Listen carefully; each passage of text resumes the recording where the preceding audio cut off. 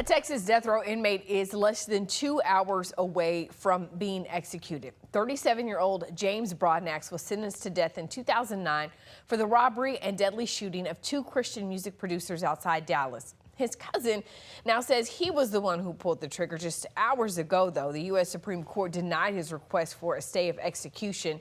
So his execution by lethal injection is scheduled to happen at 6 o'clock tonight. Austin Democrat State Representative John Busey is calling for the Texas Board of Pardons and Paroles or the governor to intervene in this case. He's joining us now to talk more about this. Representative Busey, thank you for your time. Hey, thanks for having me. You know, talk to us about what really stands out to you, what concerns you about this case. I think anyone that takes time to look at this case realizes that we are an hour and a half away from executing someone that didn't kill or shoot anybody. What happened here is these two cousins participated in an armed robbery. That's a heinous crime, and they both deserve to be punished for that.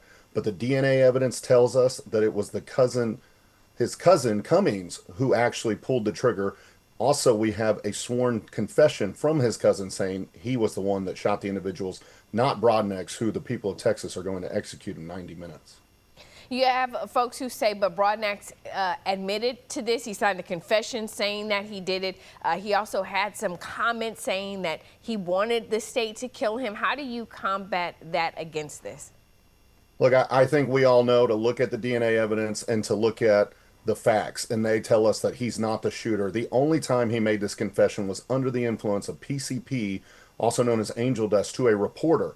All the way through the legal process, he has said he has pleaded not guilty, and he has said he's not the shooter. In fact, recently he said that confession was not accurate. It's not been the case, but people are ignoring the facts in this case and moving full steam ahead to executing a man that didn't kill anybody.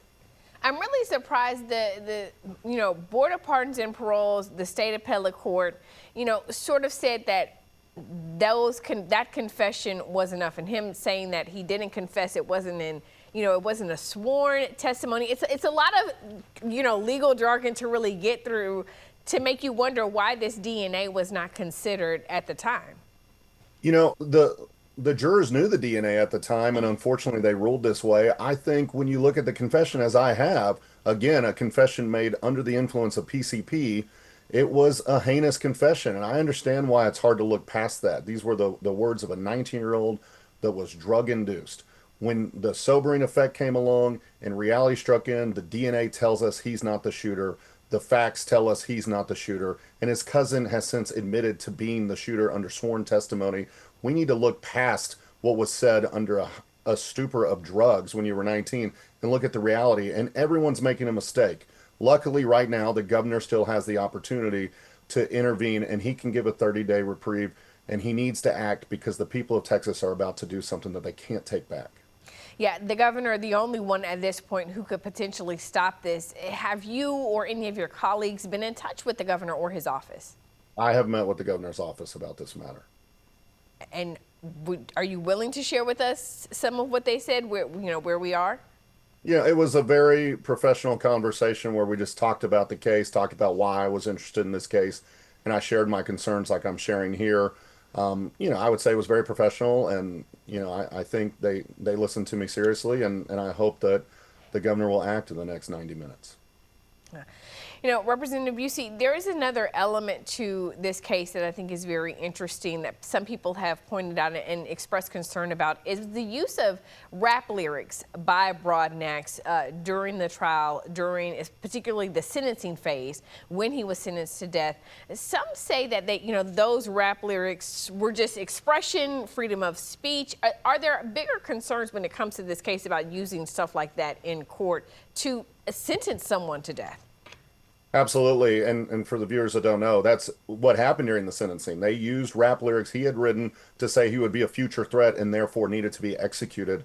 That's an absurd way to use art and freedom of speech. Some states have already banned this.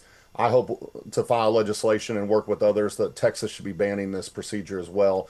We should never conflate free speech and artistry with punishments and real actions. Again, this would have never happened if the jury had looked at the DNA evidence and looked at the facts, but they couldn't get past a drug-induced confession that led us to this outcome. He should have never been tried as the shooter. At most, he should have been tried as a party involved in the crime, and therefore it takes a higher threshold to find execution. And I'll note that with his cousin, who at the time they thought was the party, not the shooter, they gave him life in prison. Yeah, certainly something we'll be continuing to watch, especially as we get closer to 6 o'clock. Representative Busey, we thank you so much for your time. Thank you for having me.